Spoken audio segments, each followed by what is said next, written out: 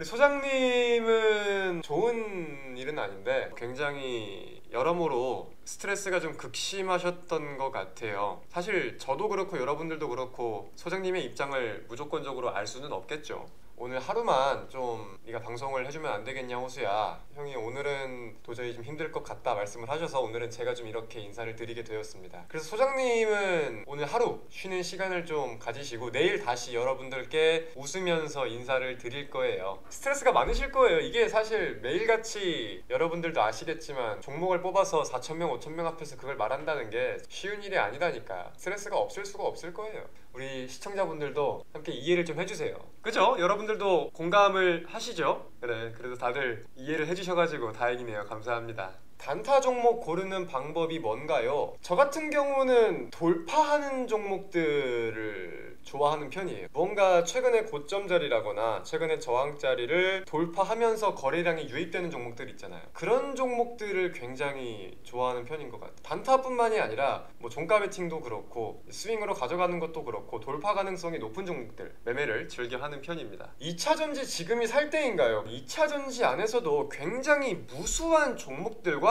무수한 관련 테마들이 있어요. 대충만 생각해봐도 양극재, 음극재, 동방, 뭐 저기 실리콘, 도전재, 장비, 전고체, 셀, 굉장히 많은 관련주들이 있어요. 그래서 2차전지, 이제는 제 개인적인 생각일 수 있지만 무조건적으로 2차전지 관련주라는 게 앞에 붙어서 올라가는 장세는 아니다. 이제는 분명한 옥석 가리기가 필요한 시점이다 라는 생각이 저는 지금은 좀 지배적이에요. 그런 점에 있어가지고 현재의 위치가 실적과 대비를 했을 때 어떤 평가를 받고 있는지도 우리가 체크를 해봐야 될 거고, 그게 조립이던 혹은 뭐 양극재건 전고체건 이게 이쪽을 영위한다가 중요한 게 아니라 이거를 영위를 하는데 이 안에서 다른 경쟁 주자들 대비 어떠한 메리트가 있는지 이 포인트를 캐치하는 게 중요할 것 같아요. 그러니까 2차전지 테마라고 사는 게 아니라 이거는 이래서 2차전지에서 훌륭한 메리트가 있어 라는 종목을 발굴하는 게 메리트다. 그럴 필요가 있다고 생각이 듭니다. 올라가는 날이 있으면 떨어지는 날이 있고요. 이 떨어지는 날이 있기에 또 올라가는 날이 있는 거예요. 자, 근데 우리가 국내 증시 만약에 업종 코스닥 기준으로 볼게요. 차트를 놓고 본다고 했을 때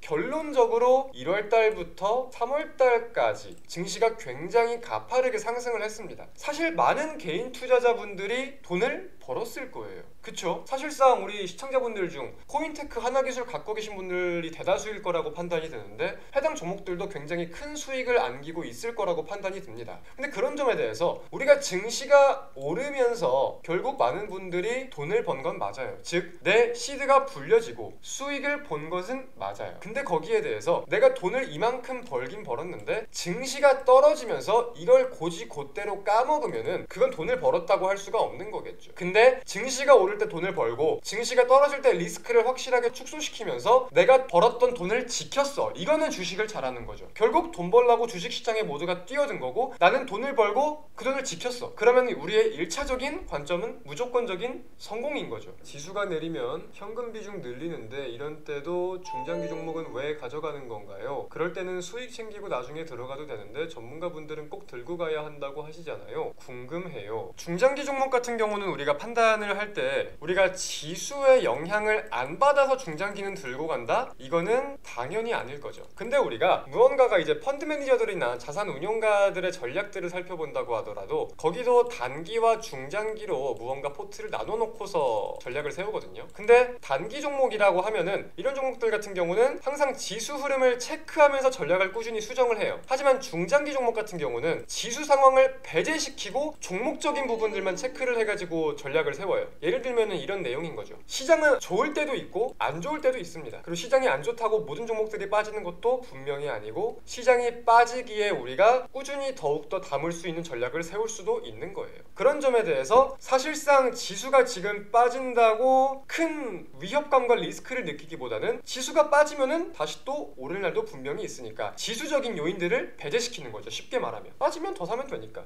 아 그래, 3천리나 한번 봐보자. 오늘도 하한가야?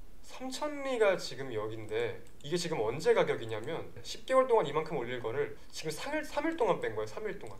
오늘도 매도 상위에는 SG증권이 포함되어 있네요. 서울가스도 같이. 서울가스도 마찬가지로 하한가네. 오늘 하한가 종목이 4개 있거든요. 4개 다 그 종목이네. 대성홀딩스, 선광, 삼천리, 서울가스. 이거 선을 다시 그을 필요도 없어. 사태가 다 똑같아가지고. 통정매매라고 아세요? 통정매매? 이게 지금 이런 종목들이 통정매매가 이루어졌다는 건 아닌데 이런 방법이 있긴 있어요. A라는 투자자가 있고 B라는 투자자가 있고 C라는 투자자가 있어요. 이 세 사람이 담합을 하는 거야. 담합을. 그래서 맨 처음에는 A가 이만큼을 사요.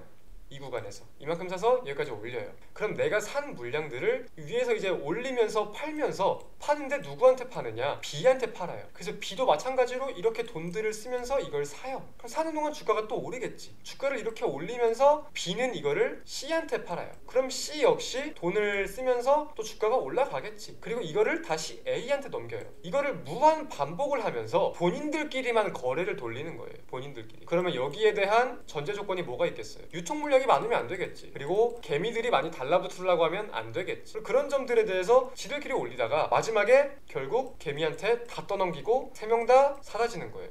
엄청난 차익을 뱉고. 이런 게 통정매매인데 이런 종목들이 지금 통정매매다라고 할 수는 없어요. 정황상 좀 조건들이 일치하는 부분들은 있는 것 같아요. 그러다가 뭐 반대매매가 좀 CFD 물량들이 나왔다거나 하는 내용인데 그래서 용재님이 말씀하시는 것 또 하나 배우는 거임. 거래량 없이 추세가 거래량 없이 오르면 의심해봐야 하는 거임. 그래 맞는 말이에요. 소장님이 하시는 말씀들 들어보면은 되게 그냥 소장님은 주식도 오래 하시고 사실 아는 것도 굉장히 많으시잖아요. 그쵸? 그래서 그냥 툭툭 이건 이래서 중요해. 아니야 이 종목 한번 봐봐. 이렇게 그냥 툭툭 내뱉으시는데 거기에 굉장히 진리적인 내용들이 담겨있는 게 많아요. 진짜 그거를 해석할 줄 알아야 돼. 그게 능력이야. 만약에 최근에 소장님이 어떤 업종을 보라고 말씀을 하셨으면 왜? 이 업종이 좋은 이유는 알겠어. 이 업종이 좋은 이유는 알겠어. 근데 이 종목이 왜 2차전지 다음에 시장을 주도할 가능성이 높은 건지 이거를 우리가 파악을 해봐야겠죠. 2차전지가 좋은 이유를 모르는 사람은 없어요. 신재생이 좋은 걸 모르는 사람 없어요. 반도체가 언젠가 올라올 거라는 거 모르는 사람 없어요. 근데 이 주식시장에서 어떻게 순환이 돌고 어떤 내용이 가장 먼저 부각을 받을 수 있을지 캐치를 하는 게 중요하다는 거지. 그죠? 그래서 저는 여러분들께 강조를 드리고 싶은 게 내가 차트를 보는 것도 중요하고 기업성을 따져보는 것도 중요하지만 저는 주식시장의 순환 구도를 여러분들이 잘 파악을 해보셨으면 좋겠어요. 이거는 그냥 단순히 구조를 안다고 되는 게 아니라 이 시의적인 내용을 가지고 꾸준히 연구를 하고 꾸준히 생각을 해야 돼. 그러면은 3년이 지나고 5년이 지난 시점부터는 이제 보여요. 이번에는 이 업종이 갔네? 그럼 다음엔 이 업종 조금이라도 반등이 나오겠다. 근데 그런 와중에 차트도 괜찮네? 그러면 이거 한번 담아볼만 하겠다. 그러면 이거 다음에 이 업종이 또 갈 수 있는 가능성. 이 루트들이 조금씩 보이기 시작해. 자연스럽게. 그 안에 이슈들도 당연히 파악을 하게 되겠죠. 그래서 이 차트와 테마적인 내용이 잘 겹쳐져 있다라고 하면은 이건 우리가 베팅을 해볼 만한 분명한 가치가 있는 거겠지. 증시가 오를지 떨어질지는 아무도 모르는 거죠. 근데 현재 수순을 봤을 때는 기대감보다는 우리가 리스크를 인지하고 어느 정도 우려감을 파악을 하고 있을 필요는 있겠다까지는 말씀을 드릴 수 있겠죠. 그쵸? 여기까지는 많은 분들이 공감을 하실 거라고 생각이 듭니다. 오늘 방송은 여기서 마무리할까요? 많은 도움 받았어요. 감사합니다. 오늘 방송은 여기서 마치도록 하겠습니다. 고생하셨습니다. 안녕.